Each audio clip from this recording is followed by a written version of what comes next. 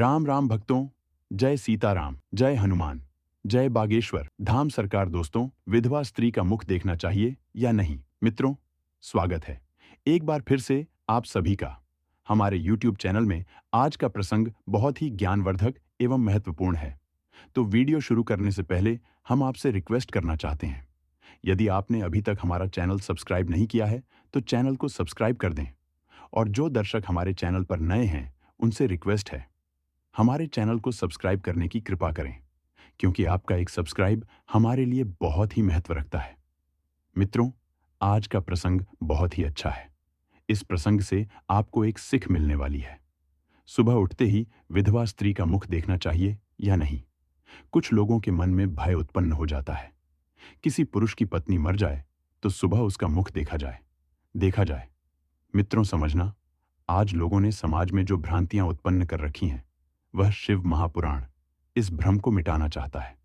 जिसकी पत्नी मर गई तो सुबह सुबह उसका मुंह देखना चाहिए या नहीं?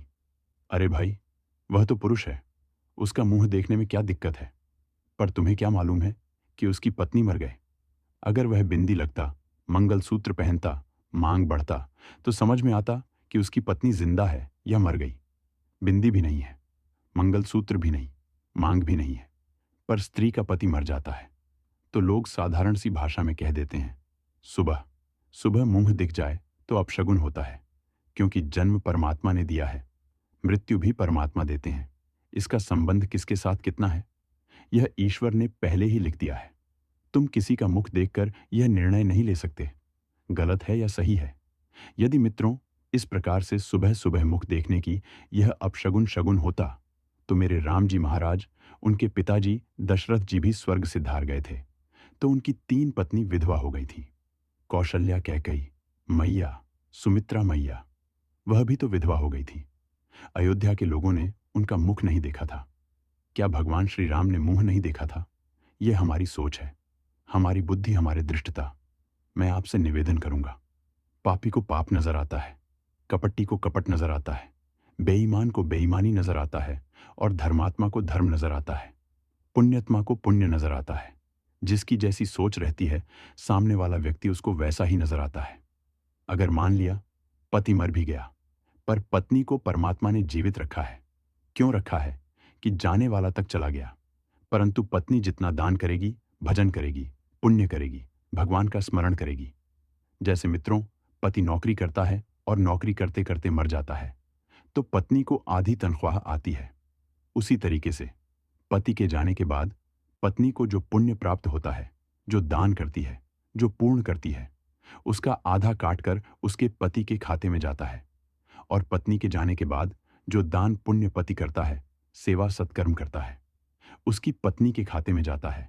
आपको सत्कर्म करने के लिए छोड़ा है, दान करने के लिए, भजन करने के लिए। एकादशी का व्रत करो, शिवरात्रि का व्रत करो, भगवान का भजन, उसका पुण्य आधा उसके खाते में जाता है। यदि आप एक लोटा पानी शिव जी को चढ़ाते हैं तो आधा उसके खाते में जाता है। मित्रों, जब दोनों साथ रहते हैं, पति पत्नी दोनों साथ रहते हैं और साथ पूजन करते हैं, और पत्नी व्रत करके बैठी रहती है, तब भले खाते में ना जाए। जब एक रह जाता है, और परमात्मा के यहाँ तो लिखा है, एक ना एक दिन जाना है। जब एक रह जाता है तो उसका हिस्से का भाग्य उधर चला जाता है। शिवा शिवा कहो, भगवत भक्ति में डूबे रहे। किसी पर आक्षेप लगाना गलत है, यह आपके गुण नहीं है। ऐसा कहाँ लिखा है? कौन कहता है विधवा स्त्री का मुख नहीं देखना चाहिए? इसीलिए यह सब गलत बातें हैं। शिव भक्ति में लीन रहे, शिव का स्मरण करो। जो लोग कहते हैं कि विधवा स्त्री का मुंह नहीं देखना चाहिए, ऐसे लोग दुनिया में भ्रम फैला रखे हैं। तो इन सब बातों को छोड़कर किसी को ठेस नहीं पहुंचाना चाहिए। यदि तुम्हारी वाणी से किसी को ठेस पहुंचती है तो उससे बहुत बड़ा पाप लगता है। तो मित्रों, ये जानकारी आपको कैसी लगी, हमें कमेंट करके ज़रूर बताएं, जिससे इसी प्रकार की वीडियो हम हर रोज़ आपके लिए लाते रहें। मित्रों, यदि आपने अभी तक हमारा चैनल सब्सक्राइब नहीं किया है, चैनल को सब्सक्राइब करने की कृपा करें और वीडियो को लाइक करके भक्तों में शेयर कर दें। और भक्तों, कमेंट बॉक्स में जय सीताराम ज़रूर लिखें।